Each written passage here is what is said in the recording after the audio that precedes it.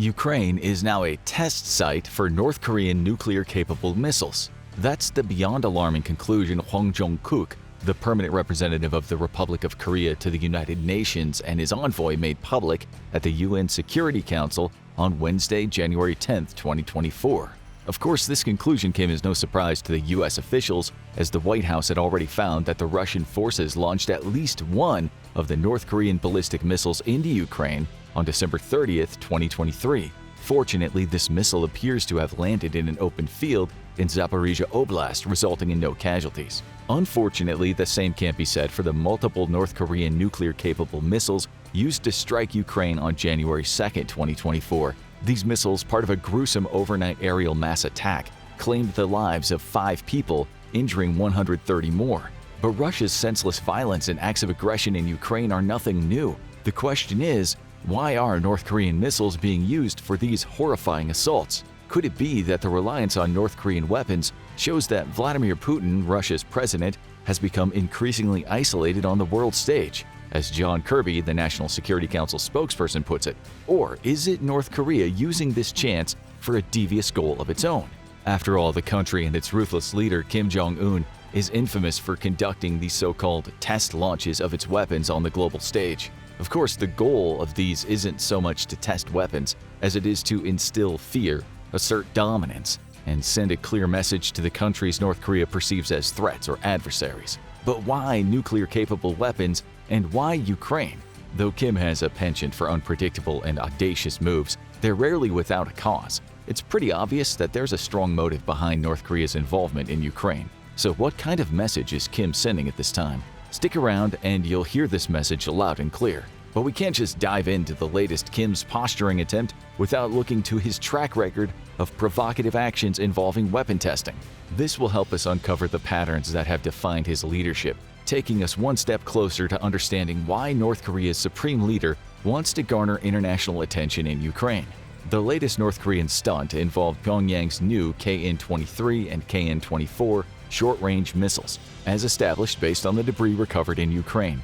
Both of these are solid-fueled tactical ballistic missiles with the same booster, estimated to be capable of carrying a warhead up to 1,100 pounds. However, the KN-23 missile can also carry both nuclear and conventional warheads. It's this nuclear component that worries South Korea and the Western nations. After all, North Korea itself has associated previous launches of these missiles with the development of tactical nuclear weapons. This is particularly worrisome, as it could suggest Kim is gearing up to test more nuclear weapons. The most recent test of this kind, and the 6th in total, was in 2017, when North Korea tested a nuclear bomb.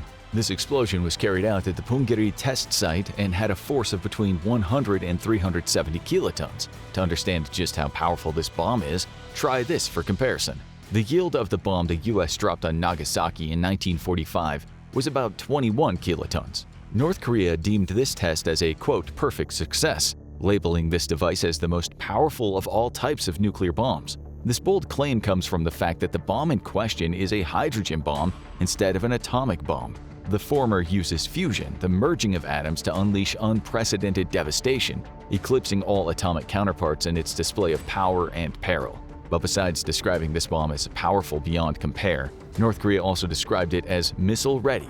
The fact that this hydrogen bomb can be loaded onto long-range missiles is what amplifies its global threat, especially when you consider that since the start of 2022 alone, North Korea has test-fired more than 100 missiles, a record high for the country. Among them, there has been a variety of ballistic and cruise missiles, as well as hypersonic missiles that can fly at low altitudes to evade radar detection while moving at several times the speed of sound. However, 2023 saw the introduction of North Korea's most powerful missile to date, the Hwasong-18. This intercontinental ballistic missile first was unveiled at the February 8th parade, commemorating the 75th anniversary of the founding of the Korean People's Army. Its maiden flight would come only 2 months later, on April 13th, when it reportedly flew about 620 miles. This figure alone might seem impressive for a test flight, but the missile's actual range is what makes this device so significant and potentially concerning. Namely, Hwasong-18 is estimated to have a range of over 9,000 miles, according to the US-based Missile Defense Project at the Center for Strategic and International Studies. With this range, the entirety of the continental US lies within its potential strike zone. In comparison, previously tested Hwasong missiles could only reach certain parts of the US. For instance, the Hwasong-12 could travel up to 2,800 miles, placing the US island territory of Guam within its range. At 6,200 miles, the Hwasong-14 model more than doubled this range, making it capable of reaching New York City. But believe it or not, the increasing range of these missiles isn't even the worst part. The Hwasong-18 missile is believed to be able to carry 3 or 4 warheads rather than only one.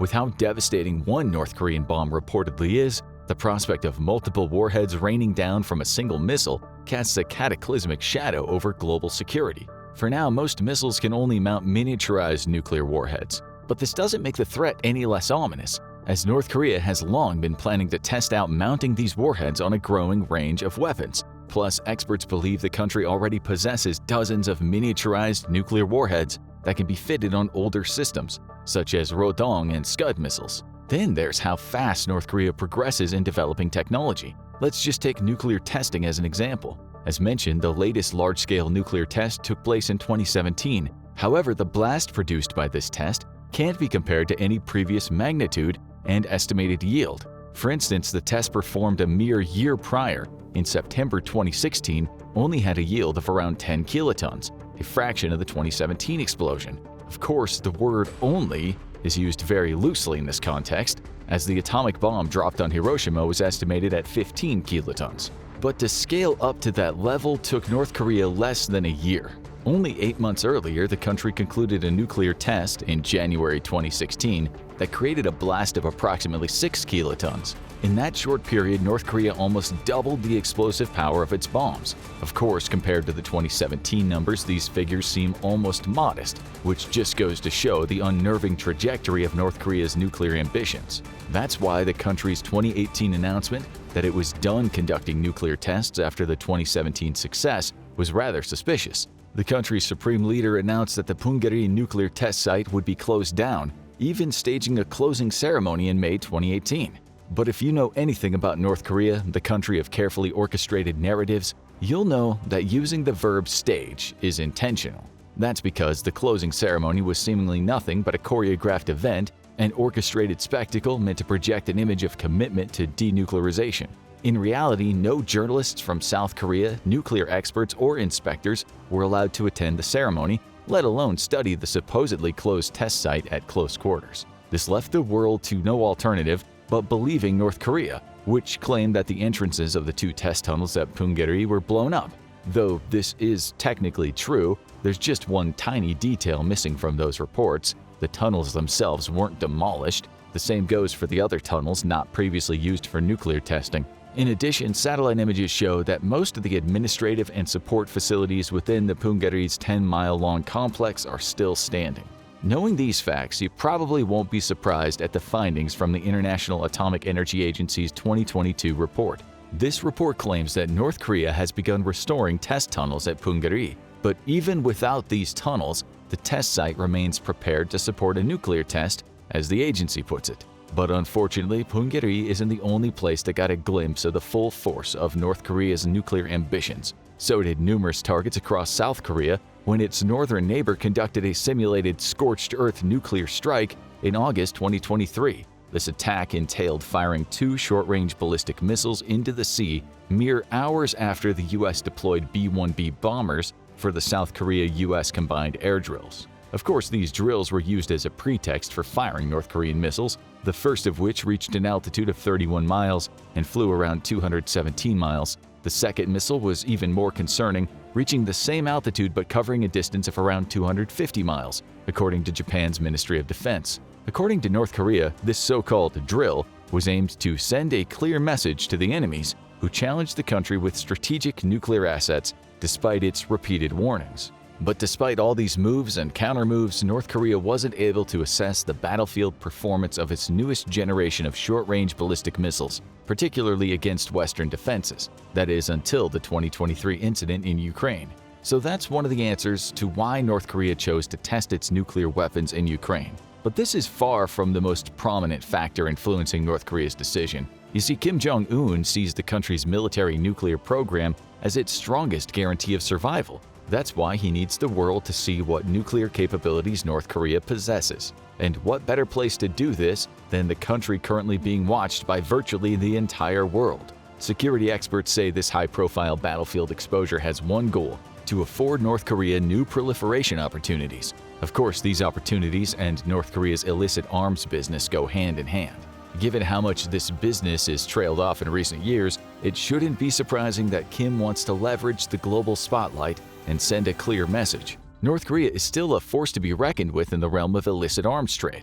This message is clearly directed at nations without access to legitimate arms sales, seeking to bolster their military capabilities amid the global rise in militarization, like the world's most sinister commercial. Now, North Korea's illicit arms business might be a priority in 2024, but the country is by no means a stranger to the shadowy world of arms dealings. It is quite the opposite, actually. North Korea has a rather extensive history with illicit arms that stretch back decades. The story starts sometime in the mid-1970s when North Korea supplied modest amounts of military equipment to the following countries: Angola, Benin, Burkina Faso, the Congo, Ethiopia, Ghana, Madagascar, Mozambique, Tanzania, Uganda, Zambia, Zimbabwe. As you can see, North Korea's first clients were primarily third world countries that lacked the resources and the time to develop their own military capabilities. Not much changed during the 1980s in regard to the clientele. However, North Korea was now a significant arms exporter of inexpensive yet reliable weapons. At that same time, the Middle East was arguably the biggest market for these arms, with Libya, Egypt, and Syria among the most prominent buyers. However, no other Middle Eastern country could compare to Iran, which purchased as much as 90% of North Korea's arms exports at the height of the Iran-Iraq War.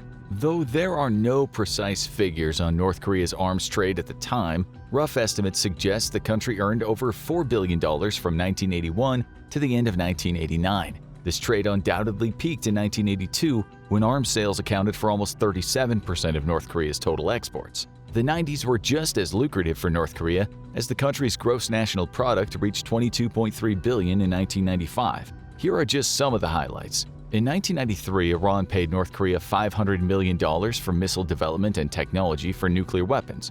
The next year, North Korea struck a lucrative $100 million deal with the Democratic Republic of the Congo, or Zaire as it was called then, concerning the country's missiles. However, something shifted in the 2000s. Due to economic mismanagement and some natural disasters, North Korea's gross national product dropped to $15.7 billion in 2001. At $650 million, legitimate exports weren't bringing in as much money, which is why the country has increasingly turned to illegal trade. Drug trafficking alone brought in between $500 million and $1 billion.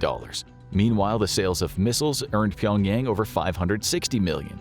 Looking at these figures, it shouldn't be surprising that the Western world started increasingly worrying about North Korea's threatening behavior. So, on May 31, 2003, President George W. Bush announced the Proliferation Security Initiative, or PSI, aimed at curbing the proliferation of weapons of mass destruction and their related sea, air, and land delivery systems. Initially, 11 countries signed the Statement of Interdiction Principles that guides PSI cooperation. However, the PSI has since grown substantially, now including the endorsement from 105 nations worldwide. Given that North Korea was the principal catalyst for the initiative, it's only fitting that the primary focus of the PSI in the 2000s was to counteract the nation's illicit practices. To achieve this goal, the PSI and its participant nations targeted North Korea before and after the PSI's official establishment, including, in December 2002, the Spanish Navy intercepted a freighter from North Korea carrying a cargo of 15 Scud missiles, 15 conventional warheads with 550 pounds of high explosives, 23 fuel tanks of nitric acid, and 85 drums of chemicals. In June 2009, the U.S. Navy tracked a North Korean vessel believed to be heading to Myanmar, causing it to turn around. In September 2009, South Korea seized North Korea's containers crossing the port of Busan. The containers transported special clothing used to protect against chemical weapons. In December 2009, Thailand stopped a North Korean shipment carrying mixed conventional arms and missile technology. While these efforts might have slowed down North Korea's proliferation efforts, they certainly didn't stop them. In the midst of all the surveillance, the country's first nuclear test took place in October 2006. The second took place in May 2009, yielding a 3 to 4 times more powerful blast. The nuclear testing continued into the 2010s. North Korea's third nuclear test, an explosion of approximately 6 to 7 kilotons in February 2013, caused the UN to introduce tightened sanctions against the country, banning it from shipping or receiving cargo related to its nuclear and missile programs. North Korea conducted 3 more successful tests since, so it's safe to say these sanctions have not been entirely effective in deterring the country's pursuit of nuclear capabilities. But then again, given how beneficial nuclear weapons can be for North Korea, the country's perseverance in pursuing these capabilities makes perfect sense. On the one hand, nuclear weapons give North Korea the upper hand in a potential war and a bargaining chip in regional and global negotiations. On the other, these weapons are, as Toby Dalton, the co-director of the Nuclear Policy Program at the Carnegie Endowment, puts it, bluntly, a cash cow. Under current circumstances, North Korea can command a premium for its nuclear systems, earning it considerable financial gains. But has the country really introduced nuclear warhead-bearing missiles into a war in Ukraine to earn more money from illicit trade? On the surface, the answer is yes, but that's not all there is to the story. After all, North Korea has always had an ulterior motive when selling arms. For instance, the country gained a hard currency, an alternative oil source, and access to restricted technology through Middle Eastern arms sales. An arms deal with Peru in 1986 for approximately 10,000 AK-47s increased North Korea's visibility in Latin America. When it comes to the country's cooperation with the Warsaw Pact, the primary goal was to pursue solidarity with the socialist bloc countries. So what is it this time? Hard currency? Political chits? Offset agreements? Unfortunately for North Korea, the real reason behind this desire for the world to see and purchase its nuclear weapons is much more desperate this time. Simply put, these sales are needed to boost the North Korean economy, which is still recovering from the COVID-19 pandemic. Here's how dire the situation is. Since the onset of the COVID-19 pandemic, the North Korean economy has shrunk for 3 consecutive years, in 2020, 2021, and 2022. The country's gross domestic product, or GDP, plummeted by 4.5% in 2020. Its worst fall since 1997, dropped 0.1% in 2021, and plunged 0.2% in 2022.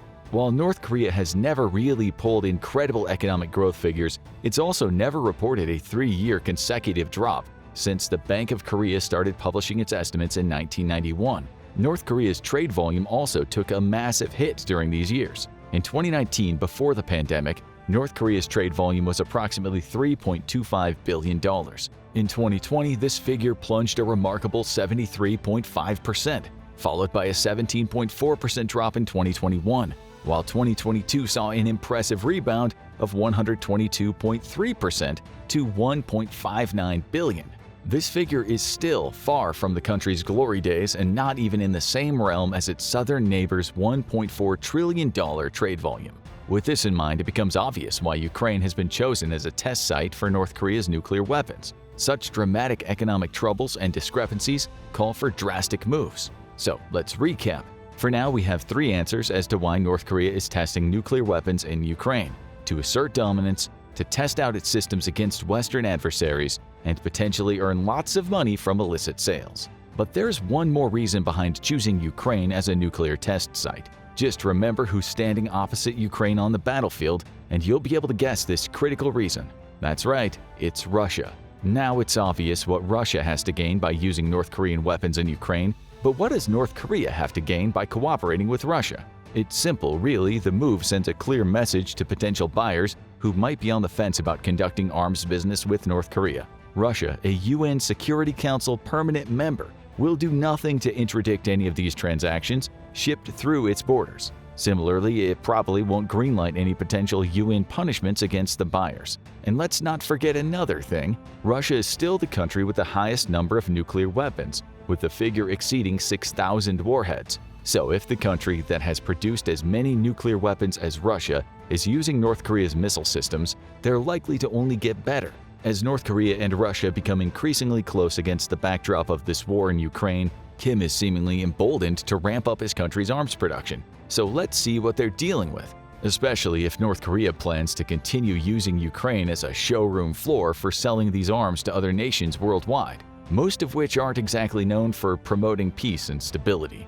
Given the country's penchant for secrecy, North Korea's precise production capabilities are difficult to assess, but there are still estimates that can help you get a better picture of the potential scale of North Korea's arms production. For starters, the country is believed to operate over 300 munitions factories, as well as 100 civilian facilities that can shift to weapons production as needed. Since weapons manufacturing in North Korea is state-controlled, Kim can simply fill these factories with workers as he pleases whenever he wants to ramp up production. But how many nuclear warheads has the country produced so far? According to a 2023 study by the Institute for Science and International Security, this figure could range anywhere between 31 and 96. Since a 2022 estimate put this figure at 20 to 30 assembled warheads, the potential drastic increase is nothing short of alarming. But what's perhaps even more alarming is the shift in North Korea's nuclear doctrine. In the beginning, this doctrine was clear: no first use. However, as of 2022, North Korea considers itself a nuclear state. So, in September that same year, the country introduced a new law giving Kim the right to use preemptive nuclear strikes. Under the law, the country's supreme leader has all decisive powers over its nuclear weapons and can use them in these scenarios. There's the threat of an imminent nuclear strike.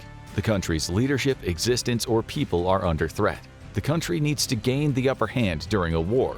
North Korea's missiles can even be launched automatically if the command and control system is threatened. But let's try to ignore this impending doom and go back to the weapons North Korea will possibly sell. Here are some of the missiles the country reportedly possesses: Hwasong-5, 6, and KN-02 short-range ballistic missiles, KN-23, KN-24, and 25 solid-fueled tactical ballistic missiles, 2 of which were tested in Ukraine, Hwasong-7, Hwasong-9, and Pukutsong-2 medium-range ballistic missiles, Hwasong-10 and Hwasong-12 intermediate-range ballistic missiles, and Hwasong-15, 17, and 18 intercontinental ballistic missiles. In March 2023, Kim Jong-un called for his scientists to increase production of weapons-grade materials. Of course, this newly established cooperation with Russia could provide the raw materials North Korea otherwise struggles to access, supercharging its production capabilities further.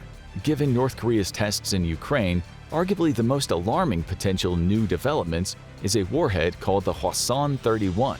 The name of this warhead is based on the Korean word for volcano, which already spells trouble. Of course, this dive will do nothing to diminish the gravity of the situation, as some experts suggest this weapon could fit on multiple systems, including the newly unveiled nuclear-capable underwater drones. The Hwasan-31 size is no more reassuring. At 19 inches wide and 35 inches long, this warhead suggests North Korea might have successfully created a miniaturized warhead that could fit virtually any system.